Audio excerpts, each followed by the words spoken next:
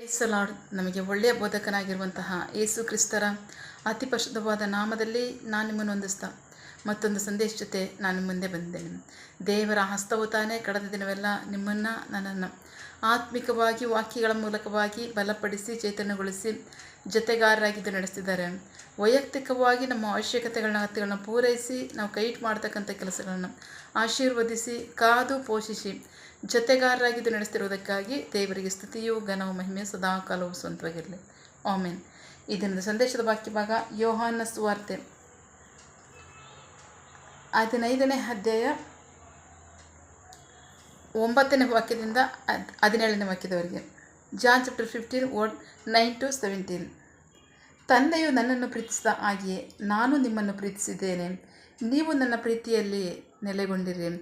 ನಾನು ನನ್ನ ತಂದೆಯ ಆಜ್ಞೆಗಳನ್ನು ಕೈಗೊಂಡು ಆತನ ಪ್ರೀತಿಯಲ್ಲಿ ನೆಲೆಗೊಂಡಿರುವಂತೆಯೇ ನೀವು ನನ್ನ ಆಜ್ಞೆಗಳನ್ನು ಕೈಗೊಂಡು ನಡೆದರೆ ನನ್ನ ಪ್ರೀತಿಯಲ್ಲಿ ನೆಲೆಗೊಳ್ಳುವಿರಿ.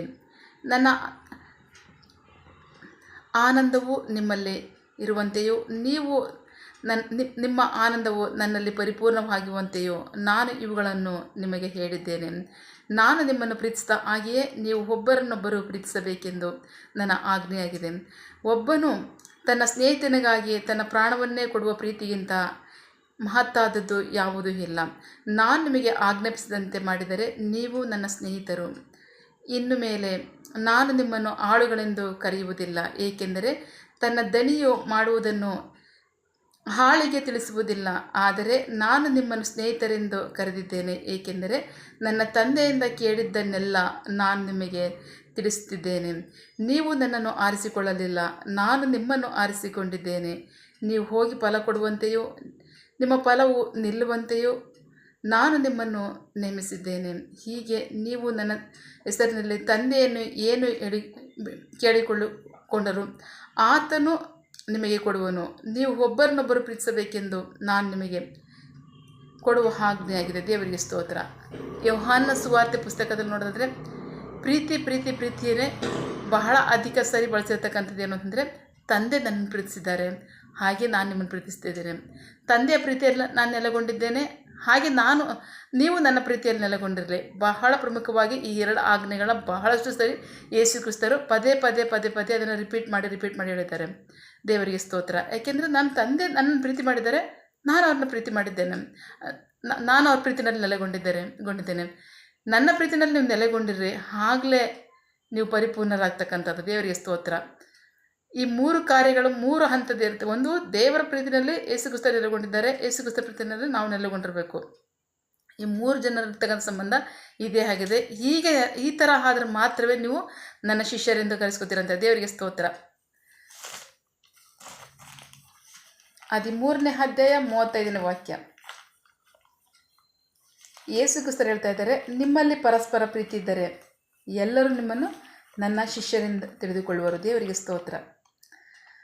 ವಾಕ್ಯಭಾಗದಲ್ಲಿ ಅವ್ರು ಹೇಳ್ತಾ ಇದ್ದಾರೆ, ನಿಮ್ಮಲ್ಲಿ ಪರಸ್ಪರ ಪ್ರೀತಿ ಇದ್ದರೆ ಎಲ್ಲರೂ ಸಹ ನಿಮ್ಮನ್ನು ನನ್ನ ಶಿಷ್ಯರಿಂದ ತಿಳ್ಕೊತಾರೆ ಅಂತ ಹೇಳ್ತಾರೆ. ದೇವರಿಗೆ ಸ್ತೋತ್ರ. ನಾವು ಹೇಳ್ಕೊಬೇಕಾಗಿರೋ ಶಿಷ್ಯರು ಅಂತ ಲೋಕವೇ ಹೇಳುತ್ತಂತೆ, ಇವರು ಯೇಸುವಿಗೆ ಶಿಷ್ಯರು ಅಂತ. ದೇವರಿಗೆ ಸ್ತೋತ್ರ. ಯೇಸು ಕ್ರಿಸ್ತರ ಪ್ರೀತಿ ಏನು ಅನ್ನೋದು ಗೊತ್ತಿರುತ್ತೆ, ಆದರೆ ಆ ಪ್ರೀತಿ ನಮ್ಮಲ್ಲಿ ಪರಸ್ಪರ ಇರೋದಾದರೆ ಲೋಕ ಇವರು ಯೇಸು ಕ್ರಿಸ್ತರಿಗೆ ಶಿಷ್ಯರು ಅಂತ ಹೇಳ್ತಾರೆ ಅಂತ ವಾಕ್ಯದಲ್ಲಿ ಹೇಳ್ತಾರೆ. ದೇವರಿಗೆ ಸ್ತೋತ್ರ. ಹಾಗೆ ನೋಡೋದಾದರೆ ಇನ್ನೊಂದು ವಾಕ್ಯ ನೋಡೋಣ. ಮುಂದಿನ ವಾಕ್ಯ 18ನೇ ವಾಕ್ಯ. ಲೋಕವು ನಿಮ್ಮನ್ನು ದ್ವೇಷಿಸಿದರೆ ನಿಮಗಿಂತ ಮೊದಲು ಅದು ನನ್ನನ್ನು ದ್ವೇಷಿಸಿತು ಎಂದು ನೀವು ತಿಳಿಯಿರಿ. ದೇವರಿಗೆ ಸ್ತೋತ್ರ. ಹಾಗೆ ಇನ್ನೊಂದು ವಾಕ್ಯ ನೋಡೋಣ. ಅದೇ ಅಧ್ಯಾಯದಲ್ಲಿ 23ನೇ ವಾಕ್ಯ. ನನ್ನನ್ನು ದ್ವೇಷಿಸುವವನು ನನ್ನ ತಂದೆಯನ್ನು ಸಹ ದ್ವೇಷಿಸುತ್ತಾನೆ. ದೇವರಿಗೆ ಸ್ತೋತ್ರ. ಈಗ ಯೇಸು ಕ್ರಿಸ್ತರು ಹೇಳ್ತಾ ಇದ್ದಾರೆ, ನಮ್ಮ ಮಧ್ಯದಲ್ಲಿ ಪ್ರೀತಿ ಇರಬೇಕು, ಅನ್ಯೋನ್ಯತೆ ಇರಬೇಕು, ಸಾಮರಸ್ಯ ಇರಬೇಕು. ಯಾಕೆಂದರೆ ತಂದೆ ನನಗೆ ಇರತಕ್ಕಂಥ ಸಾಮರಸ್ಯ ಪ್ರೀತಿ ನಿಮ್ಮಲ್ಲಿರಬೇಕು, ನಿಮ್ಮಲ್ಲಿ ಪರಸ್ಪರದಲ್ಲಿ ಇರಬೇಕು ಅಂತ ಹೇಳ್ತಾರೆ. ದೇವರಿಗೆ ಸ್ತೋತ್ರ. ಸೊ ಆಗಲೇ ಲೋಕ ನಿಮ್ಮನ್ನು ನನ್ನ ಶಿಷ್ಯರು ಅಂತ ಕರೀತದೆ ಅಂತ ಹೇಳ್ತಿದ್ದಾರೆ. ದೇವರಿಗೆ ಸ್ತೋತ್ರ. ಅಷ್ಟು ಮಾತ್ರ ಅಲ್ಲ, ಲೋಕ ನಿಮ್ಮನ್ನು ದ್ವೇಷಿಸಿದ್ರೆ ಅದು ಮೊದಲು ನನ್ನನ್ನು ದ್ವೇಷಿಸುತ್ತೆ ಅಂತ ನೀವು ತಿಳ್ಕೊಬೇಕು ಅಂತ ಹೇಳ್ತಾರೆ. ಸೊ ಈಗ ಲೋಕ ದ್ವೇಷಿಸುತ್ತೆ, ಅದು ಬೇರೆ ವಿಷಯ. ಅವರು ಯಾಕೆಂದರೆ ನಿಷ್ಕಾರಣವಾಗಿ ನನ್ನನ್ನು ದ್ವೇಷಿಸಿದ್ರು ಅಂತ ನಿಮ್ಮ ಧರ್ಮಶಾಸ್ತ್ರದಲ್ಲಿ ಬರೆದಿದೆಯಲ್ಲ ಅಂತ 25ನೇ ವಾಕ್ಯದಲ್ಲಿ ಯೇಸು ಕ್ರಿಸ್ತರು ಹೇಳ್ತಾ ಇದ್ದಾರೆ. ಕಾರಣವೇ ಇಲ್ಲದೆ ದ್ವೇಷಿಸ್ತಾ ಇದ್ದಾರೆ. ದ್ವೇಷಿಸೋದಕ್ಕೆ ಕಾರಣವೇ ಇರಲ್ಲ. ದೇವರನ್ನಾಗಲಿ ಯೇಸು ಕ್ರಿಸ್ತರನ್ನಾಗಲಿ ನಮ್ಮನ್ನಾಗಲಿ ದ್ವೇಷಿಸೋದಕ್ಕೆ ಕಾರಣನೇ ಇರಲ್ಲ, ಬಟ್ ಅವ್ರು ದ್ವೇಷಿಸ್ತಾರೆ. ಸೊ ಅದು ಲೋಕದ ಕಾರ್ಯವಾಗಿದೆ. ಆದರೆ ಈ ಆಜ್ಞೆಗಳು ನಮಗೆ ಗೊತ್ತಿಲ್ಲದೆ ಇರತಕ್ಕಂಥದ್ದು ಅವರು ನಮ್ಮಲ್ಲಿ ಯಾರೂ ಇಲ್ಲ, ನಮಗೆಲ್ಲರಿಗೂ ಗೊತ್ತಿದೆ. ಬಹಳ ಪ್ರಮುಖವಾಗಿ ಲೋಕ ದ್ವೇಷಿಸಿದ್ರೆ ಓಕೆ, ಆದರೆ ನಮ್ಮಲ್ಲೇ ಪರಸ್ಪರ ದ್ವೇಷದಿಂದ ಖಂಡಿತವಾಗ್ಲೂ ದ್ವೇಷ ಇರುತ್ತೆ. ಯಾಕೆ ಅಂತಂದರೆ ನಾವು ಯಾರು ಈ ವಾಕ್ಯಗಳು ಗೊತ್ತಿಲ್ಲದವರಲ್ಲ, ವಾಕ್ಯಗಳು ಗೊತ್ತಿರೋರೇ ಇದು ನನಗೆ ಗೊತ್ತಿಲ್ವಾ ಅಂತ ಹೇಳೋರೇ ಆಗಿದ್ದೀವಿ. ಆದರೆ ನಮ್ಮಲ್ಲಿ ಪ್ರೀತಿ ಇದೆ ಅಂದರೆ ಖಂಡಿತವಾಗ್ಲೂ ಪ್ರೀತಿ ಇಲ್ಲ. ಪ್ರೀತಿ ಇಲ್ಲ ಅಂತಂದರೆ ನಾವು ಏನಲ್ಲ ಅಂತಂದರೆ ಯೇಸು ಕ್ರಿಸ್ತರ ಶಿಷ್ಯರೇ ಅಲ್ಲ. ದೇವರಿಗೆ ಸ್ತೋತ್ರ. ಯೇಸು ಕ್ರಿಸ್ತರ ಶಿಲುವೆ ಮರಣದ ನಂತರ ಅವರು ಪುನರುತ್ಥಾನವಾಗಿರ್ತಕ್ಕಂಥ ಯೇಸುವನ್ನು ಶಿಷ್ಯರು ನೋಡೋದಕ್ಕೆ ಮುಂಚೆ ಅವ್ರು ಎಲ್ಲಿಗೆ ಹೋಗಿದ್ರು ಅಂದರೆ ಮೀನು ಹಿಡಿಯೋಕ್ಕೆ ಹೋಗಿದ್ರು. 21ನೇ ಅಧ್ಯಾಯದಲ್ಲಿ ನೋಡ್ತಾ ಇದ್ದೀವಿ. ಯೇಸು ಕ್ರಿಸ್ತರು ಅವ್ರಿಗೆ ದರ್ಶನ ಕೊಡೋದಕ್ಕೆ ಮುಂಚೆ ಅವರು ಮೀನು ಹಿಡಿಯೋಕ್ಕೆ ಹೋಗಿದ್ರು. ಮೀನು ಹಿಡಿಯೋಕ್ಕೆ ಹೋಗುವಾಗ ಪೇತ್ರನು ಹಿಡ್ದ. ಈ ಭಯ, ಈ ಆತಂಕ, ಓಕೆ ಇದುವರೆಗೂ ಯೇಸು ಕ್ರಿಸ್ತರ ಸಂಗಡ ಇದ್ದರು, ನಾವು ಸೇವೆ ಮಾಡಿದ್ವಿ, ಇನ್ನು ನಮ್ಮ ಸಂಗಡ ಯಾರೂ ಇಲ್ಲ, ನಾವು ಹೇಗೆ ಸೇವೆ ಮಾಡೋಕ್ಕಾಗುತ್ತೆ, ಆಯಿತು ಹೇಗೂ ನಮಗೆ ಜೀವನ ಅಂತ ಬೇಕಲ್ಲ, ನಾನು ಮೀನು ಹಿಡಿಯೋಕ್ಕೆ ಹೋಗ್ತೀನಿ ಅಂತ ಅಂದರೆ ಶಿಷ್ಯರ ಸಂಗಡ ಇಟ್ಕೊಂಡು ಗುಂಪಲ್ಲಿ ಹೇಳಿದಾಗ ಅವರು ಏನಂದರು, ನೀನು ಹೋಗ್ತಿದ್ದೀಯಾ, ನಾನು ಬರ್ತೀನಿ ಅಂತಂದರು. ಹಾಗೆ ಇನ್ನೊಬ್ಬರು ಹೇಳ್ತಾನೆ, ನೀವು ಹೋಗ್ತಾ ಇದ್ದೀರಾ, ನಾನು ಬರ್ತೀನಿ ಅಂತ. ಸೊ ಅವರೆಲ್ಲರೂ ಹೋಗಿ ಒಟ್ಟಾಗಿ ಮೀನು ಹಿಡಿತಾಯಿದ್ರು. ದೇವರಿಗೆ ಸ್ತೋತ್ರ. ಅವರು ಲೋಕಕ್ಕೆ ಭಯಪಟ್ಟು ದೇವರ ಕಾರ್ಯವನ್ನು ನಿಲ್ಲಿಸ್ಬಿಟ್ಟು ಹೋಗಿದ್ದಾರೆ, ಬಟ್ ಅವರಲ್ಲಿ ಪರಸ್ಪರ ಪ್ರೀತಿ ಇತ್ತು. ಯೇಸು ಕ್ರಿಸ್ತರು ಬಂದು ನಿಂತ್ಕೊಂಡು ಅವ್ರನ್ನ ಕರೀತಿದ್ದಾರೆ ಮಕ್ಕಳೇ ಅಂತ. ದೇವರಿಗೆ ಸ್ತೋತ್ರ. 21ನೇ ಅಧ್ಯಾಯದಲ್ಲಿ ಯೇಸು ಕ್ರಿಸ್ತರು ಹೇಳ್ತಾರಲ್ಲ, ಮಕ್ಕಳೇ ನಿಮ್ಮ ಬಳಿಯಲ್ಲಿ ಮೀನಿದೆಯಾ ಅಂತ. ಯಾಕೆಂದರೆ ಅವರು ರಾತ್ರಿಯೆಲ್ಲ ಮೀನು ಹಿಡಿದ್ರು, ಅವ್ರಿಗೆ ಮೀನು ಸಿಗಲಿಲ್ಲ. ಅದು ಮೀನು ಹಿಡಿಯೋ ಕಾರ್ಯ ಅದು ಅದಲ್ಲ. ದೇವರು ಅವ್ರ ಜೀವಿತವನ್ನು ಬದಲಾಯಿಸಿದ್ರು. ಅವ್ರ ಜೀವಿತವನ್ನು ದೇವರು ಬದಲಾಯಿಸಿದ ಮೇಲೆ ತಿರ್ಗಾ ಹೋಗಿ ಅವರು ಮೀನು ಹಿಡಿಯೋ ಕಾರ್ಯ ಮಾಡ್ತಾಯಿದ್ರು. ಆದರೆ ರಾತ್ರಿಯಲ್ಲಿ ಮೀನು ಹಿಡಿದ್ರೆ ಅವ್ರಿಗೆ ಒಂದು ಮೀನು ಸಹ ಸಿಗಲಿಲ್ಲ. ಏಸು ಬರ್ತಾ ಇದ್ದಾರೆ, ಬಂದು ದರ್ಶನ ಕೊಟ್ಟು ಮಾತಾಡ್ತಾ ಇದ್ದಾರೆ, ಮಕ್ಕಳೇ ನಿಮ್ಮ ಬಳಿನಲ್ಲಿ ಮೀನಿದೆಯಾ ಅಂತ. ದೇವರಿಗೆ ಸ್ತೋತ್ರ. ಸೊ ಆಗ ಅವ್ರ ಬಳಿನಲ್ಲಿ ಮೀನಿರಲಿಲ್ಲ, ಬಟ್ ಯೇಸು ಕ್ರಿಸ್ತರು ಅವ್ರಿಗೆ ತಿಳಿಸಿದ್ರು, ಈ ಕಡೆ ಬಲೆ ಹಾಕಿ ನೀವು ಮೀನನ್ನ ಹಿಡೀರಿ ಅಂತ. ಆ ಕಡೆ ಬಲೆ ಹಾಕಿದಾಗ ಅವ್ರಿಗೆ ಮೀನು ರಾಶಿಯಾಗಿ ಮೀನು ಸಿಕ್ತು. ದೇವರಿಗೆ ಸ್ತೋತ್ರ. ಬಹಳ ಪ್ರಮುಖವಾಗಿ ನಮ್ಮಲ್ಲಿ ಪರಸ್ಪರ ಪ್ರೀತಿ ಇದ್ದರೆ ದೇವರು ನಮ್ಮನ್ನು ಮಕ್ಕಳಂತ ಕರೀತಾರಂತೆ. ಅಷ್ಟು ಮಾತ್ರ ಅಲ್ಲ, ನಾನು ನಿಮ್ಮನ್ನು ಹಾಳುಗಳಂತ ಕರೆಯಲ್ಲ, ಸ್ನೇಹಿತರು ಅಂತ ಕರಿತೀನಿ ಅಂತ ಹೇಳ್ತಾರೆ. ಆದಷ್ಟು ಮಾತ್ರ ಅಲ್ಲ, ನಿಮ್ಮಲ್ಲಿ ಪರಸ್ಪರ ಪ್ರೀತಿ ಇದ್ದರೆ ಲೋಕವೇ ನಿಮ್ಮನ್ನು ಯೇಸು ಕ್ರಿಸ್ತರ ಶಿಷ್ಯರು ಅಂತ ಕರೀತಾರೆ ಅಂತ ಹೇಳ್ತಾರೆ. ದೇವರಿಗೆ ಸ್ತೋತ್ರ. ಆದರೆ ನಮ್ಮನ್ನು ದ್ವೇಷಿಸ್ತಕ್ಕಂಥದ್ದು ನಾವಲ್ಲ, ಲೋಕದ ಆ ಕಾರ್ಯ ಶಿಷ್ಯರಲ್ಲಿ ಬಂದರೆ ಹೇಗಿರುತ್ತೆ ಹೇಳಿ. ದೇವರಿಗೆ ಸ್ತೋತ್ರ. ಆಗ ಅವ್ರು ಶಿಷ್ಯರು ಅನ್ಸ್ಕೋತಾರೆ ಅಂದರೆ ಖಂಡಿತ ಶಿಷ್ಯರಲ್ಲ. ಲೋಕ ದ್ವೇಷಿಸ್ತೆ ನಿಜ, ಕಾರಣವಿಲ್ಲದೆ ಅವ್ರು ದ್ವೇಷಿಸ್ತಾರೆ, ಓಕೆ, ದೇವರ ವಾಕ್ಯ ಅದನ್ನು ಹೇಳುತ್ತೆ. ಆದರೆ ಶಿಷ್ಯರಲ್ಲೇ ದ್ವೇಷ ಇದ್ದರೆ ಖಂಡಿತವಾಗ್ಲೂ ಅವರು ಯೇಸು ಕ್ರಿಸ್ತರಿಗೆ ಶಿಷ್ಯರಲ್ವೇ ಅಲ್ಲ. ಖಚಿತವಾಗಿ ಅವರು ಯೇಸು ಕ್ರಿಸ್ತರಿಗೆ ಶಿಷ್ಯರಲ್ಲ. ಪರಿಸ್ಥಿತಿ ಏನೇ ಆಗಿರಲಿ, ಪರಸ್ಪರಲ್ಲಿ ಸಾಮರಸ್ಯ ಇರಬೇಕಾ, ಐಕ್ಯತೆ ಇರಬೇಕಾ, ಪ್ರೀತಿ ಇರಬೇಕಾ ಅಂದರೆ ಖಂಡಿತವಾಗ್ಲೂ ಅದಿದ್ದರೆ ಮಾತ್ರ ಯೇಸುವಿಗೆ ಶಿಷ್ಯರಾಗಕ್ಕೆ ಸಾಧ್ಯ. ದೇವರಿಗೆ ಸ್ತೋತ್ರ. ಪರಿಸ್ಥಿತಿಗಳು ಏನೇ ಇದ್ದರೂ ಸಹ ದೇವ್ರ ಹತ್ರ ಹೇಳ್ಕೋಬೇಕು. ನಿಮಗೆ 100 ಜನ ಇದ್ದಾರಾ, ದೇವ್ರು 1000 ಜನ ಕೊಡಿದ್ದೇವ್ರೆ ಅಂತ ಕೇಳ್ಬೋದಲ್ಲ.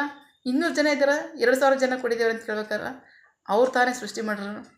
ಅದನ್ನು ಹೊರತುಪಡಿಸಿ ಪರಸ್ಪರಲ್ಲಿ ದ್ವೇಷ ಮಾಡಿದರೆ ಖಂಡಿತವಾಗ್ಲೂ ನೀವು ಯೇಸುವಿಗೆ ಶಿಷ್ಯರೇ ಆಗಿರೋಕ್ಕೆ ಸಾಧ್ಯವಿಲ್ಲ. ಪರಸ್ಪರಲ್ಲಿ ಪ್ರೀತಿ ಇದ್ರೆ ಮಾತ್ರ ನಾವು ಯೇಸುವಿಗೆ ಶಿಷ್ಯರಾಗಲಿಕ್ಕೆ ಸಾಧ್ಯ. ಆಮೇನ್. ಸೊ ಹಾಗಾಗಿ ನಾವು ನಂಬಿಗಸ್ತರಾಗಿ ವಾಕ್ಯಕ್ಕೆ ಬಿದ್ದರಾಗೋಣ. ವಾಕ್ಯದ ಪ್ರಕಾರವಾಗಿ ದೇವರ ಆಜ್ಞೆಯನ್ನು ಅನುಸರಿಸಿ ಆತನ ಹೆಜ್ಜೆ ಜಾಡಿನಲ್ಲಿ ನಡೆಯೋಣ. ಆಮೇನ್. ಪ್ರಾರ್ಥಿಸಿಕೊಳ್ಳೋಣ. ಸಕಲ ಸೃಷ್ಟಿಕರ್ತನೇ, ಸರ್ವಾಧಿಕಾರಿಯೇ, ಸಾರ್ವಭೌಮನೇ, ಉನ್ನತನೇ, ಮಹೋನ್ನತನೇ, ಮಹಾಪರಿಶುದ್ಧನೇ, ಪ್ರೀತಿ ಸ್ವರೂಪನೇ, ನೀತಿವಂತನೇ, ಅಧಿಪತಿಯೇ, ಸೇನಾಧೀಶ್ವರನೇ, ಇರುವ ಆತನೇ, ಸರ್ವವ್ಯಾಪಿಯೇ. ಸಪ್ಪ, ಇದನ್ನು ವಾಕ್ಯಗಳ ಮೂಲಕವಾಗಿ ನಮ್ಮ ಸಂಗಡ ಮಾತಾಡುವಂತಹ ನಿಮ್ಮ ಪ್ರೀತಿಗಾಗಿ ನಂಬಿಗಸ್ತಿಗೆ ನಿಮಗೆ ಸ್ತೋತ್ರ. ನೀವು ನಮ್ಮ ಸಂಗಡ ಮಾತನಾಡಿದ್ದೀರಾ, ನಮಗೆ ಪ್ರಕಟಪಡಿಸಿದ್ದೀರಾ. ತಂದೆ ನನ್ನ ಪ್ರೀತಿಸಿದಾಗೆ ನಾನು ಸಹ ನಿಮ್ಮನ್ನು ಪ್ರೀತಿಸಿದ್ದೇನೆ ಅಂತ ಹೇಳ್ತೀರಾ. ಅಷ್ಟು ಮಾತ್ರ ಅಲ್ಲ, ನಾನು ತಂದೆಯ ಪ್ರೀತಿಯಲ್ಲಿ ನೆಲೆಗೊಂಡಿರೋ ಪ್ರಕಾರವಾಗಿ ನೀವು ನನ್ನ ಪ್ರೀತಿಯಲ್ಲಿ ನೆಲೆಗೊಂಡಿರ್ರಿ ಅಂತ ಹೇಳ್ತಿದ್ದೀರಾ. ಅದಕ್ಕಾಗಿ ಸ್ತೋತ್ರ. ಸೊ ಹಾಗೆ ನೆಲೆಗೊಂಡಿರೋದಾದರೆ ನೀವು ನಿಮ್ಮನ್ನು ನಾನು ಹಾಳುಗಳಂತ ಕರೆಯಲ್ಲ, ಸ್ನೇಹಿತರಂತ ಕರಿತೀನಿ ಅಂತ ಹೇಳ್ತಿದ್ದೀರಾ. ಅಷ್ಟು ಮಾತ್ರ ಅಲ್ಲ, ನಿಮ್ಮಲ್ಲಿ ಪರಸ್ಪರ ಪ್ರೀತಿ ಇದ್ದರೆ ಎಲ್ಲರೂ ಸಹ ಲೋಕವೇ ನಿಮ್ಮನ್ನು ನನ್ನ ಶಿಷ್ಯರು ಅಂತ ಕರೀತಾರೆ ಅಂತ ಹೇಳ್ತೀರಾ. ಆಮೇನ್. ದೇವರೇ ಯೇಸಪ್ಪ, ಪ್ರೀತಿ ನಿಮ್ಮದಾಗಿದೆ, ನಮ್ಮಲ್ಲಿ ಪ್ರೀತಿ ಇರಬೇಕು. ನಮ್ಮಲ್ಲಿ ದ್ವೇಷ ಇದ್ದರೆ ಖಂಡಿತ ನಾವು ಯಾರು ನಿಮಗೆ ಶಿಷ್ಯರಾಗಲಿಕ್ಕೆ ಸಾಧ್ಯವೇ ಇಲ್ಲ. ಸೊ ಹಾಗಾಗಿ ನಿನ್ನ ಶಿಷ್ಯರಲ್ಲಿ, ನಿನ್ನ ಜನರಲ್ಲಿ ಯಾರೆಲ್ಲ ಅಪನಂಬಿಗಸ್ತರ ನಡ್ಕೋತಾ ಇದ್ದಾರೋ ಅವ್ರು ಮಾನಸಾಂತರ ಪಟ್ಟು ನಿನ್ನ ವಾಕ್ಯದ ಪ್ರಕಾರವಾಗಿ ಜೀವಿಸಿ ನಿನ್ನಲ್ಲಿ ನೆಲೆಗೊಂಡಿದ್ದು ನಿನ್ನ ಸೇವೆಯನ್ನು ಮಾಡಲಿ. ನಿಮಗೆ ಮಹಿಮೆ ಆಗಲಿ, ಜನರಿಗೆ ಆಶೀರ್ವಾದವಾಗಲಿ. ಆಮೇನ್. ಪ್ರಾರ್ಥನೆ ಕೇಳಿದ ಪ್ರೀತಿಗಾಗಿ ನಿಮಗೆ ಸ್ತೋತ್ರ. ನಮ್ಮ ಪ್ರಾರ್ಥನೆಯನ್ನು ನಮ್ಮ ರಕ್ಷಕನಾದ ಯೇಸು ಕ್ರಿಸ್ತರ ಅತಿ ಪರಿಶುದ್ಧವಾದ ನಮ್ಮದಲ್ಲಿ ಪ್ರಾರ್ಥಿಸಿ ನಿಮ್ಮ ಪಾದಗಳು ಸಲ್ಲಿಸಿ ನಾವು ಬೇಡಿ ಹೊಂದಿದ್ದೇವೆ ನಮ್ಮ ಜೀವನ ತಂದೆ. Amen. God bless you all.